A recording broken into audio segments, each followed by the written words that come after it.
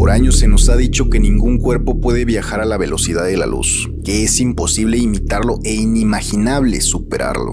Durante el año 2045, en el Instituto de Ciencias Progresivas de Nueva Vizcaya, el Dr. Fidalgo, un físico cuántico progresivo, originario de Guyana Francesa, revivió las investigaciones sobre el motor de curvatura, un estudio desechado a finales del siglo XX, debido a que la energía necesaria para hacerlo funcionar era equivalente a miles de millones de veces la energía producida por todo el universo conocido, lo cual, por más ambicioso que fuese, también era ridículamente fuera de nuestro alcance. Pero Fidalgo tenía una inquietud sobre un elemento reciente descubierto, el Dantium.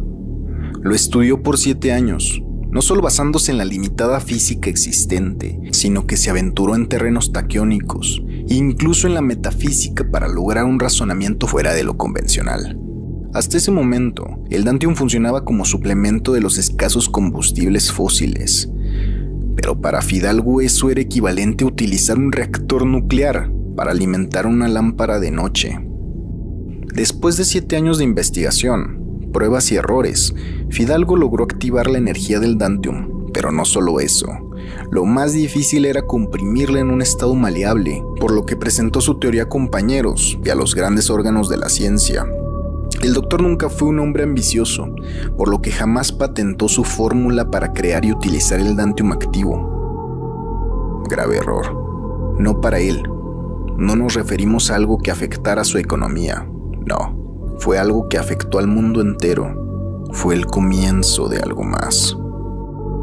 El ICPNUVI, por sus siglas, contactó con Fidalgo un par de años después, teniendo la cautela de que el prestigio y la euforia por el descubrimiento del doctor hubieran bajado. El instituto le contrató para la construcción de un motor de curvaturas alimentado por el Dantium activado, y así construir drones que pudieran viajar a la velocidad de la luz entre continentes.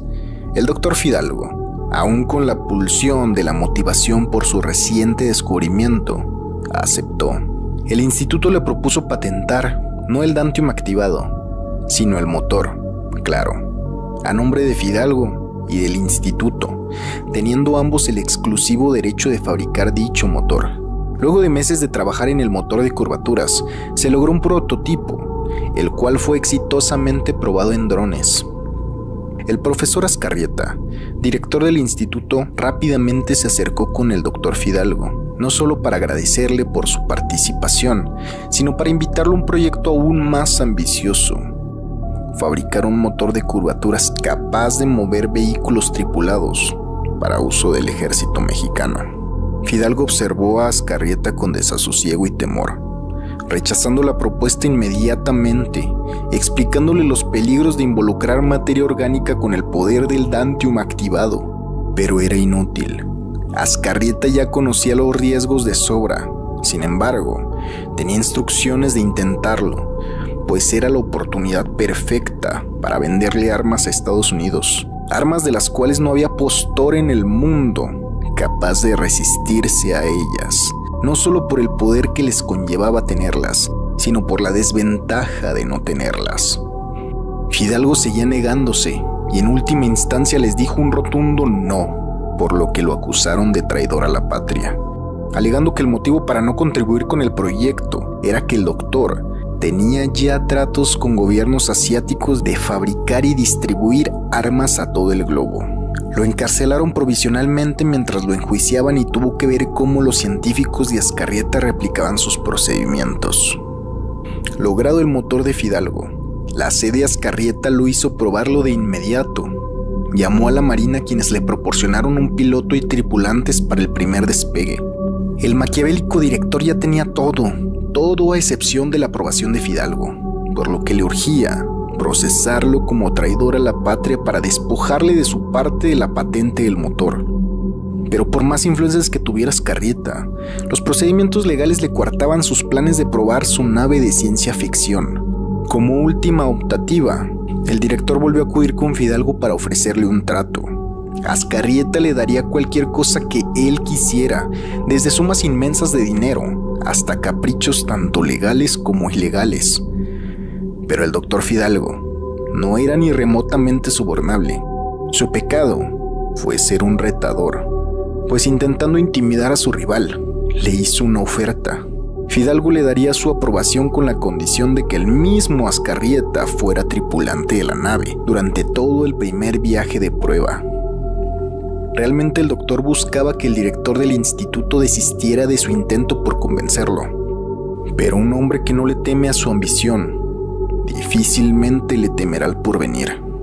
Azcarrieta aceptó las condiciones de Fidalgo, y con aún más desasosiego y temor que antes, Fidalgo acompañó a Azcarrieta con los abogados para pactar el acuerdo. La apuesta por la humanidad de un ser tan codicioso fue el mayor fracaso que ha tenido la ciencia al especular sobre la vida humana. Y Fidalgo había condenado al mundo entero en el momento en el que perdió esa apuesta. Llegado el día, los científicos prepararon los rieles magnéticos para la prueba de lanzamiento, apuntando al Océano Pacífico.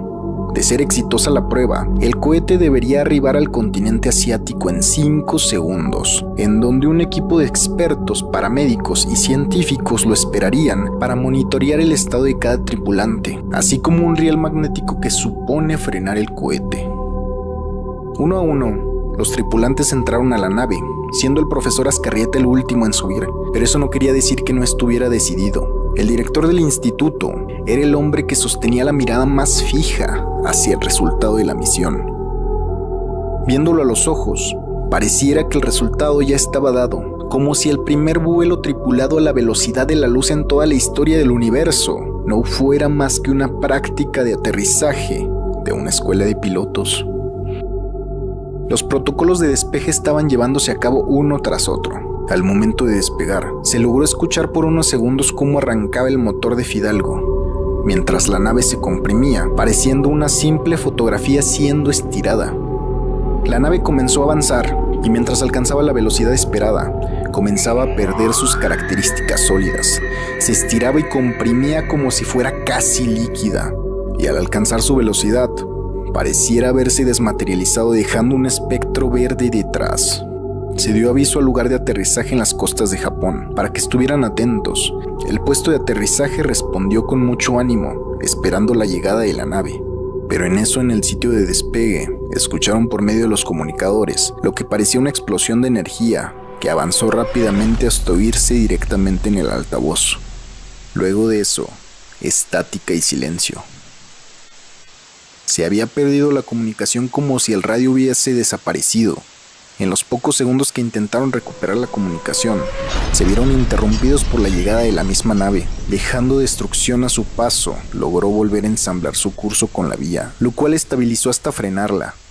Se dejó de lado la comunicación con los japoneses, para poner toda la atención en la nave, rodeada del mismo espectro verde que dejó al partir, espectro manchado ahora por una especie de gas rojo. Nadie salió de la nave, por lo que los equipos de paramédicos rápidamente se acercaron a intervenir. La puerta ya no era una puerta, se había unido molecularmente al resto de la nave. Los equipos especializados intentaron abrir utilizando sierras, pero al momento de cortar el cuerpo de la nave comenzó a escurrir un líquido rojo, que en un principio se pensó que era aceite que se hubiera fugado desde el motor, pero al seguir cortando, se percataron de que el líquido tenía un olor muy diferente a cualquier cosa que la lógica les pudiera sugerir. El líquido tenía olor a sangre humana. La nave estaba sangrando como si de un ser vivo se tratase. El equipo especializado se detuvo, pues de nuevo lo lógico sería haber herido a algún miembro de la tripulación que estuviera junto a la puerta. Gritaron la indicación de alejarse de las paredes de la nave para continuar cortándola. Sin embargo, continuaba saliendo sangre y era una cantidad dantesca, imposible para un cuerpo humano. Resignados, continuaron cortando, pues eso no podía detenerlos de auxiliar a toda la tripulación. La nave comenzaba a producir sonidos orgánicos, no parecían sonidos de válvulas, líquidos o gases presurizados. Legítimamente, la nave sufría los cortes, los lloraba, y a oídos y susceptibilidades humanas parecería que mientras más profundo la cortaban, ella suplicaba con más fuerza. Personal especializado, miembros de las Fuerzas Armadas no podían resistir todo ese espectáculo. ¿Qué te puede preparar para escuchar cómo una nave viva suplica por su vida. Pero eso solo fue el comienzo. Pues al por fin lograr entrar en la misma, encontraron un infierno, miembros corporales que a vista cargada eran terriblemente difíciles de describir e imposibles de identificar como partes humanas. Varias partes, aparentemente de la nave original, palpitaban, respiraban, segregaban fluidos corporales. Mientras un equipo entró a explorar, otros analizaban la sangre derramada por la nave, llegando a la conclusión de que efectivamente la sangre era humana y el tejido rescatado de los cortes también era humano. ¡Se los dije! Yo le advertí a ese maldito lunático lo que podía pasar. La nave se unió molecularmente con los miembros de la tripulación, a quien escucharon sufrir. Efectivamente era un ser vivo, uno que antes fueron 7 u 8. Desangraron a todos los tripulantes con ese corte. Los mataron a todos, malditos desgraciados maniáticos. Los científicos y militares no daban crédito a las palabras de Fidalgo. No todos los estómagos fueron tan fuertes para toda esa información nueva. Pero la pesadilla no había terminado. Aquella bestia sangrante, palpitante, formada por la unión molecular de 7 personas, no fue más que el mensajero, el emisario dantesco del infierno que habían provocado del otro lado del mundo. Por fin tuvieron noticias de la estación japonesa. Pero no solo ellos. Todo el mundo se enteró del camino rectilíneo de destrucción que causó la nave. Y peor que eso, el cráter en el que se convirtió la ciudad de Fukushima. La extinción de la vida como la conocíamos, en 100 kilómetros a la redonda del epicentro de aquel desastre. Pues con ese cráter, no solo nos referimos al agujero terrestre que se creó, sino también a la fisura en nuestra realidad. Fukushima se convirtió en un portal. Y si hay una puerta, eso quiere decir que también hay visitantes.